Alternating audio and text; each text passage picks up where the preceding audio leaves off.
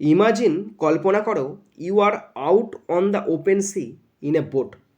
কল্পনা করো তুমি একটি নৌকায় করে একটি খোলা সমুদ্রে ঘুরতে বেরিয়েছ বর্তমানে, কিন্তু with waves rising all around you. আর তুমি নৌকাতে একা আছো, তোমার চারিদিকে বড় বড় ঢেউ উঠছে। Would you feel scared or excited? তুমি তখন কেমন অনুভব করবে? ভয় পাবে না উত্তেজিত হবে? রাইট এ প্যারাগ্রাফ, একটা প্যারাগ্রাফ লেখো ডেসক্রাইবিং ইয়োর এক্সপিরিয়েন্স, তোমার এক্সপিরিয়েন্সের ওপর প্যারাগ্রাফ লিখতে বলেছে। অফ দ্য সি ভয়েজ, সমুদ্রযাত্রার ওপর তোমার যে অভিজ্ঞতা আছে সেই বিষয়ে একটা ছোট্ট প্যারাগ্রাফ লিখতে হবে। 10 নাম্বার আছে, তার মানে ওয়ার্ড লিমিট 100 থেকে 120 শব্দে থাকবে, হয়তো আর একটু কম শব্দে থাকতে পারে, কিন্তু এখানে আমি একদম 117 শব্দে প্যারাগ্রাফটি রেডি করছি। তোমরা ভালো করে শোনো আর দেখো। মূল বিষয় হচ্ছে প্যারাগ্রাফটার, তুমি একদিন একটি নৌকা নিয়ে, মানে একদিন মানে এখানে এখানে কিন্তু ভালো করে বুঝবে, ইউ আর আউট মানে কি, তুমি প্রেজেন্ট টেন্সে আছো। তুমি বর্তমানে একটা নৌকা নিয়ে সমুদ্রে মানে দীঘাতে ঘুরতে বেরিয়েছো, হঠাৎ চারিদিকে বড় বড় তুফান ঢেউ আসছে, তখন তুমি কেমন অনুভব করবে সেই বিষয়ে প্যারাগ্রাফ। তো দেখো আমি রেডি করে রেখেছি প্যারাগ্রাফটি একদম। এটি ক্লাস 8-এর লেসন 1 দ্য উইন্ড ক্যাপ নামক যে লেসনটি আছে সেখানে আছে। এটা পেজ নাম্বার 15 বের করবে তোমরা, অ্যাক্টিভিটি 10A-তে তোমরা এই প্যারাগ্রাফটি খুঁজে পাবে। আমি একটা টাইটেল দিয়েছি, একটি সমুদ্র ভ্রমণ অভিযান। আর সি ভয়েজ অ্যাডভেঞ্চার, একটি সমুদ্র ভ্রমণ অভিযান। তোমরা যদি অন্য কোনো টাইটেল দিতে পারো অবশ্যই কমেন্ট বক্সে কমেন্ট করে জানাবে। ওকে, শুরু করছি। দেখো ফার্স্ট সেন্টেন্স, আমি একটি ছোট্ট নৌকায় করে খোলা সমুদ্রে আছি, মানে এখন আমি আছি। আমি হই কোথায়? Out on the open C, একটা খোলা সমুদ্রে বের হয়েছি। ইন এ স্মল বোট, একটি ছোট্ট নৌকায় করে। আমার চারপাশে ঢেউগুলো উঁচুতে উঠছে। দ্য ওয়েভস মানে ঢেউগুলো, আর রাইজিং মানে উঠছে, হাই ওপরে অনেক উঁচুতে, অল অ্যারাউন্ড মি আমার চারপাশে। প্রথমেই আমার ভয় লাগছে। অ্যাট ফার্স্ট প্রথমে, আই ফিল আমি অনুভব করছি, স্কেয়ার্ড প্রথমে আমি ভয় পাচ্ছি। নেক্সট, নৌকাটি দুলছে আর ঢেউয়ের শব্দ জোরে আসছে।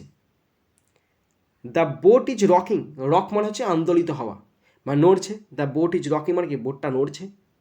And the sound of the waves, আর ঢেউয়ের যে শব্দ, ইজ লাউড, সেটা একদম চরম লেভেলে চলে গেছে। আমি বিশাল সমুদ্র দেখতে পাচ্ছি, দূর দূরান্তে বিস্তৃত, কোনো জমি দেখা যাচ্ছে না। তাহলে আমি দেখতে পাচ্ছি, I can see the vast Ocean, আমি বিশাল প্রকাণ্ড মহাসাগরটা দেখতে পাচ্ছি। স্ট্রেচিং ফার অ্যান্ড ওয়াইড, যেটা দূর দূরান্তে বিস্তৃত। With no land in sight, আশেপাশে কোনো জমি দেখতে পাচ্ছি না। বাতাস তীব্র আর নৌকার ওপর জলের ছিটা পড়ছে। দ্য উইন্ড বাতাস ইজ হয় স্ট্রং, খুবই জোরে বইছে বাতাস, তীব্র। অ্যান্ড দ্য ওয়াটার এবং জল স্প্ল্যাশেস ঝাপটাচ্ছে, আগেনস্ট দ্য বোট, এবং ঢেউয়ের জল বোটেতে এসে ধাক্কা দিচ্ছে মানে ঝাপটা দিচ্ছে। ওকে, কিন্তু সময়ের সাথে সাথে আমি উত্তেজিত বোধ করতে শুরু করি। বাট কিন্তু অ্যাজ টাইম পাসেস, কিন্তু যত সময় যেতে লাগলো, আমি শুরু করলাম টু ফিল অনুভব করতে, এক্সাইটেড আমি উত্তেজিত হতে বোধ করলাম। নেক্সট, দৃশ্যটি সুন্দর এবং সমুদ্র এত জীবন্ত মনে হচ্ছে। দ্য ভিউ মানে দৃশ্য, ইজ বিউটিফুল হয় খুবই সুন্দর। অ্যান্ড দ্য সি এবং সমুদ্র ফিলস অনুভূত হচ্ছে, সো অ্যালাইভ খুবই জীবন্ত অনুভব হচ্ছে। সমুদ্রের মাঝখানে থাকার অভিযান রোমাঞ্চকর। দ্য অ্যাডভেঞ্চার অভিযানটা, of being in the middle of the ocean সমুদ্রের মাঝখানে থাকার যে অভিজ্ঞতা, ইজ থ্রিলিং খুবই রোমাঞ্চকর। আমি আমার হৃদয়ের স্পন্দন অনুভব করতে পারছি।